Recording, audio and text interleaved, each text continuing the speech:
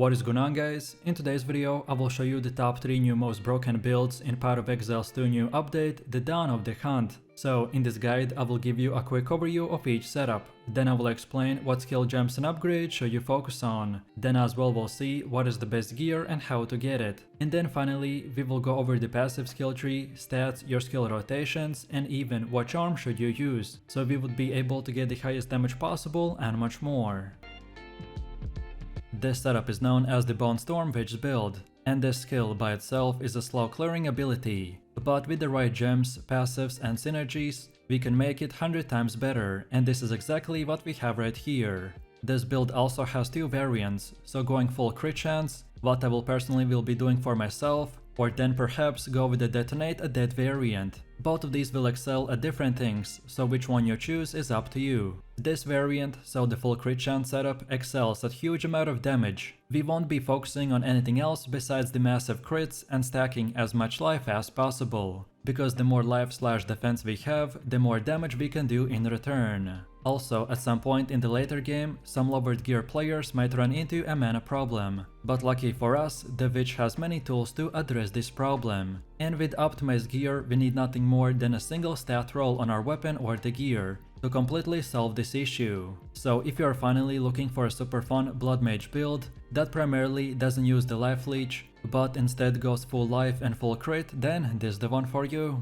So let me show you the build, and for the main class I have chosen to go with the Witch, and our ascendancy is the Blood Mage. Then for the first skill we have the Bonestorm, with support gems such as the Brutality, Arcane Tempo, Inevitable Critical and the Super Critical. Then second we got the Bone Cage with the Spell Cascade, Lockdown and the Splinter. Then next we got the Life Remnant with the Vitality, Clarity and the Cannibalism. Then next we have the Combat Frenzy with the Profusion, Pin and the Potential. And finally for the last one we got the Bone Blast with no support gems. Next up we have our passive tree, and if you are interested in a full in-depth guide on how it works, then check out my beginner guide. So let's take a look at our setup, and we want to start at the spell and minion damage increase node. Then next we want to keep on going like this until we get to our first stop, which is the potent incantation. Then now keep on going to the right side to get this critical exploit.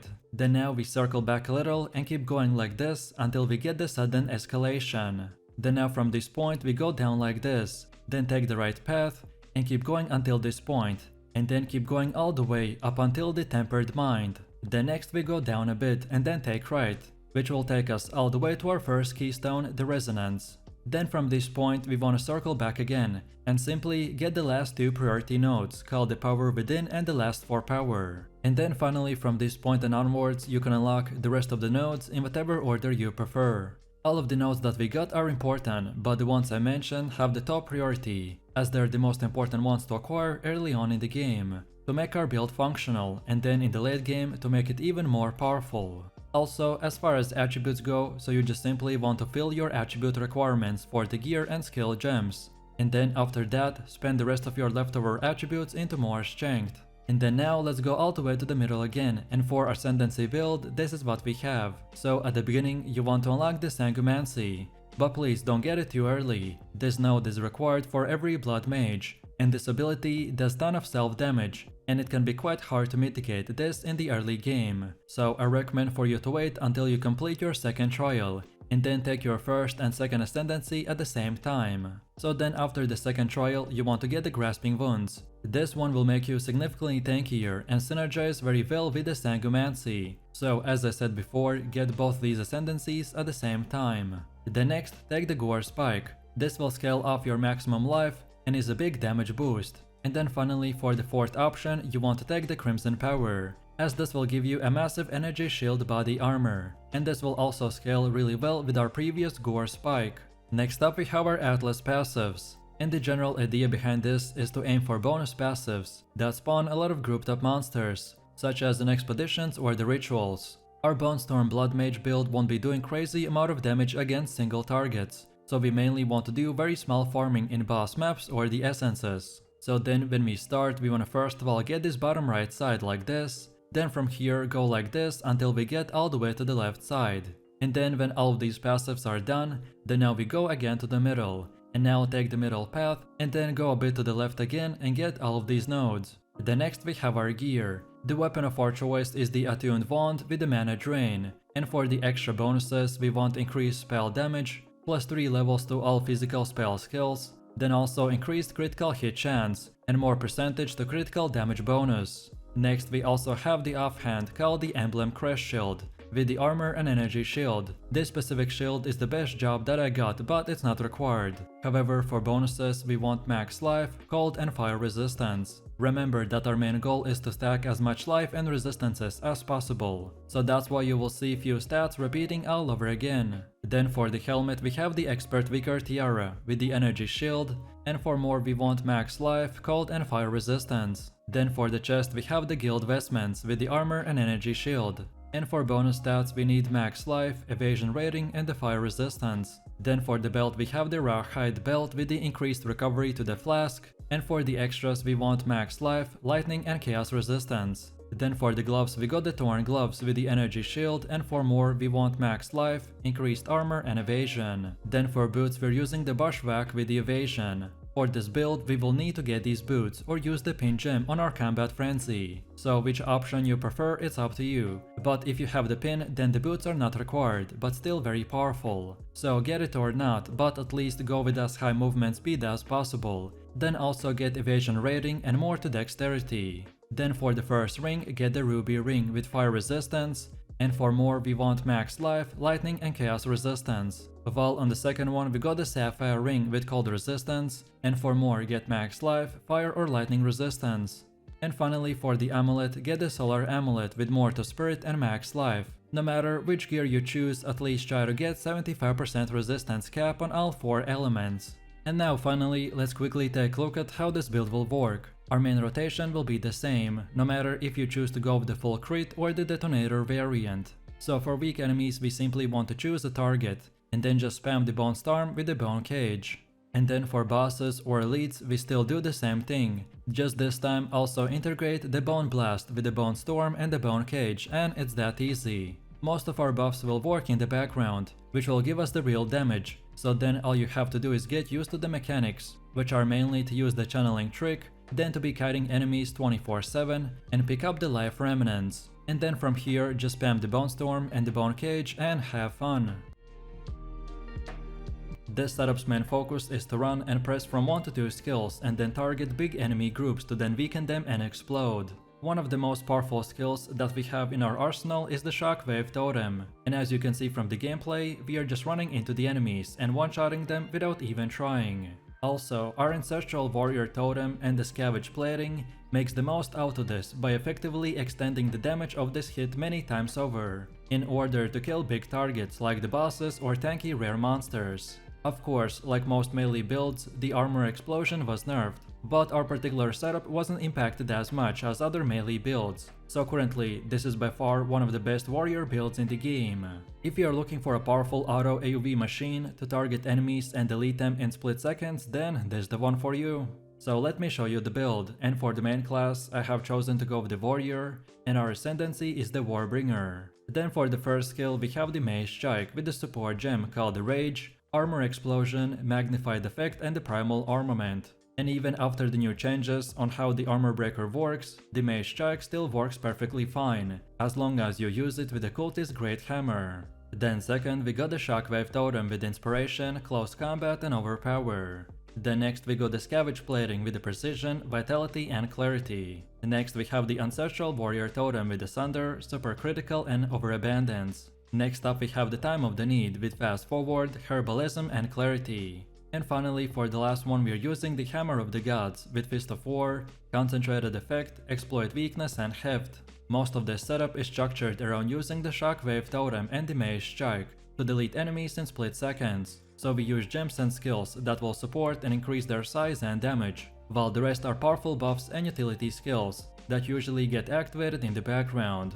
And as our build is already super broken, so we don't have to use more than these 6 active skill gems. Next up we have our passive tree, and if you're interested in a full in-depth guide on how it works, then check out my beginner guide. So let's take a look at our setup, and we want to start at this melee damage node, and then go like this until we get all of these 4. So Brutal, Smash, Sturdy Metal and Relentless. Then next up we want to go to this top right side like this, and then go to the left, until we get this whole thing, so Ancestral Reach and the Supportive Ancestors. Next we circle back a little, and this time keep going until we reach the Devastation node. Then next up we keep going and take the right side, and then keep going more until we get both of these. So carving earth and hardened wood. Then now keep moving forwards until the end. And from here we want to get both of these totem nodes. Which side you choose first doesn't really matter as long as you get both of them. And then finally from this point and onwards you can unlock the rest of the nodes in whatever order you prefer. All of these nodes that we got are very useful, but the ones I mentioned have the top priority as they're the most important ones to acquire early on in the game, to make our build functional, and then in the late game to make it even more powerful. Also, as far as attributes go, you just simply want to fulfill your attribute requirements to gear and skill gems, and then spend the rest of your leftover attributes into more strength. And then now let's go all the way to the middle again, and for our Ascendancy build this is what we have. So at the beginning you want to unlock the Anvil's Weight, then second get the Imploding Impacts, then third we want the Answered Call, and then finally for the fourth option go with the Wooden Wall. Next up we have our Atlas passives, and the general idea behind this is to aim for bonus stats that spawn a lot of grouped up monsters, such as in expeditions or in rituals. Our warrior build is also great at single target DPS, so we can also spend a bit points into farming boss maps or essences. So when we start, we want to first of all get to this bottom right side like this. Then from here we want to go until we get all the way to this keystone called the Deadly Evolution. Then next we go back to the middle, and this time take the bottom left side and get all of these passives. And then when all of these are done, then now we go again to the middle and now take the middle path and unlock the rest of the nodes in whatever order you prefer. Next we have our gear. The weapon of our choice is the Cultist Great Hammer, which is special, because its base stat does that our strike now deals splash damage to the targets within 1.8 meter range. And as I said, after the new changes to how the armor breaker works, the mace strike will now still work perfectly fine, but you specifically have to use this weapon, or otherwise switch the mace strike skill for something different like the Stampede. And then for bonus stats we want increased physical damage, more armor, and more levels of all melee skills. Then for the helmet we have the Warrior Great Helm with armor, and for more we want max life, more accuracy, more intelligence, and fire resistance. Then for chest we have the advanced full plate with armor, and for more we need max life, armor, and cold resistance. Then for the belt we have the Rawhide belt with 20% quicker flask recovery, and for bonus stats we want max life, more armor, and +2 to charm slots. Then for gloves we got the Interested gloves with energy shield, and for more we need max life, max mana, and more levels to all melee skills. Then for boots we are using the advanced bronze greaves with armor, and for more we for sure want increased movement speed, and then also max life and resistances like cold and fire. Then for our first ring we got the ruby ring with fire resistance, and for more we'd want add physical damage, more intelligence, and lightning resistance. While on the second one we have the topaz ring with lightning resistance, and for more we need max life, max mana, more strength, and chaos resistance. And then finally for the amulet we got the crimson amulet with life regen per second, and for more we want max life, more armor, more dexterity, and fire resistance. No matter which gear you choose, just at least try to get 75% resistance cap on all 4 elements. This is a starter setup, which should be more of an example of what stats and prefixes to look for. Then next we have runes. And now finally, let's quickly take a look at how this build will work. And to be honest, because of our setup, this build will be extremely powerful, no matter in what order you use your skills. But if you're interested in the most optimized damage rotation, then here it is. So for both clearing and bossing, you want to place down your Shockwave totem, and Ancestral Warrior, which is linked with the Sunder totem. And then you can also use the Mace Strike to get a bit of extra damage in, and then later to generate Rage as well. And finally, when you are at high tier maps and at the full endgame, you'll also be wanting to use the Hammer of the Gods on stunned bosses. But since it relies on having more than just plus levels to all melee skills on your weapon, so it might not deal as much damage for you as it does for other builds. And that's why our main objective will be to focusing on crazy AoE damage and less at single targets. So this setup is a new combo between the Spark Sorceress and the Cast Comet and the Time Freeze. Our build will rely on high spark crits rather than drowning them in hundreds of different sparks. This way our clear speed will be as good as any other sorceress, but against bosses is the place where we are going to shine. Our crit scaling will reach crazy levels of damage. Even if you don't one-shot the boss, then you will have about 13 to 14 seconds, plus 7 seconds and even 3 more additional seconds of the time stops in your disposal. So if you're ready to destroy enemies and pretty much one-shot the bosses, then this is the one for you. So let me show you the build, and for the main class we are going with the sorceress and our ascendancy is the chronomancer. Then for the first skill we have Time Freeze with the Wind Wave, second Wind and Unbreakable. Then second we got the Time Snap with no support gems. Then next we got Temporal Rift with Ingenuity. Next we have Temporal Chains with the Cursed Ground, Encumbrance, Expanse, Magnified Effect and Ritualistic Curse. Then for the next one we have the Cast on Critical with the Comet, Spell Echo, Elemental Focus, Inspiration and the Concentrated Effect. Next we got Conductivity with the Heightened Curse and the Focus Curse. Next we got the Soul Offering with the Minion Mastery, Dance Maccabi and the Ablation.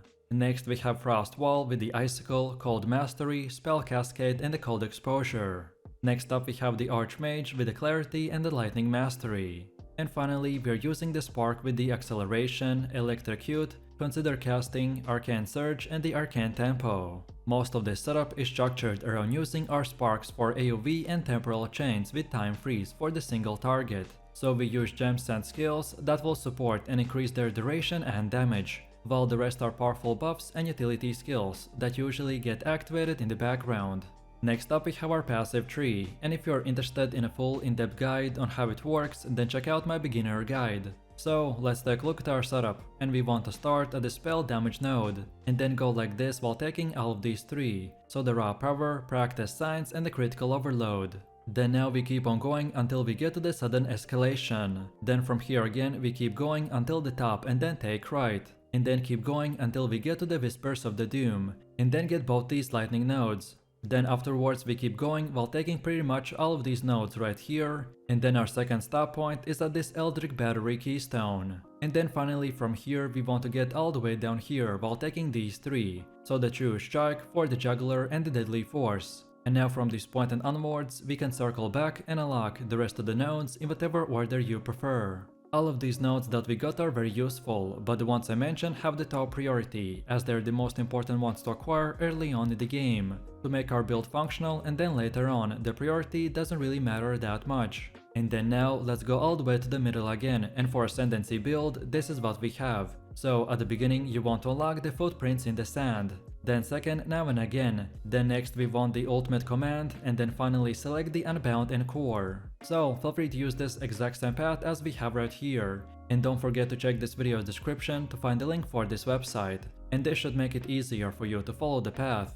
Next we have our gear. The weapon of our choice is the Siphoning Wand, and for the bonus stats we want to gain damage as extra lightning damage, increase spell damage, more to max mana, more levels to all cold spells, increased mana regen and critical hit chance. Then also we got an offhand called the Expert Plummet Focus with Energy Shield. And for more we want increased spell and lightning damage, max mana, more to intelligence and increased mana regen and critical hit chance to spells. Then also we have the second weapon set, which is very important for our build to fully function. So for the weapon we got the Rattling Scepter with the max mana, reduced attribute requirements and more levels of all minion skills. While for our offhand we got the Crest of the Artura Shield with increased armor and energy shield, more to intelligence and increased mana regen and cooldown recovery. Then for helmet we have the Expert Feather Tiara with energy shield, and for more we got max energy shield, max mana and more to fire and cold resistance. Then for the chest we have the Expert Kate Raiment with energy shield, and for more we want increased mana regen and flask mana recovery, more to spirit and chaos and lightning resistance. Then for the belt we have the Plate Belt with more to armor, max mana and cold and fire resistance. Then for gloves we got the Expert Sombri Gloves with energy shield, and for more we want max energy shield, max mana and more to critical damage bonus. Then for boots we're using the Expert Feather Sandals with energy shield, and for more we need increased movement speed, max energy shield and max mana. Then for our first ring we got the Amethyst Ring with the chaos resistance. And for more we want increased lightning damage, max mana, increased cast speed and mana regen. While for the second one we have the Breach Ring with increased cold and lightning damage, max mana, increased cast speed and increased mana regen rate. And then finally for Amulet we have the Solar Amulet with more to spirit. And for bonus stats we want max mana, more to spirit and increased mana regen.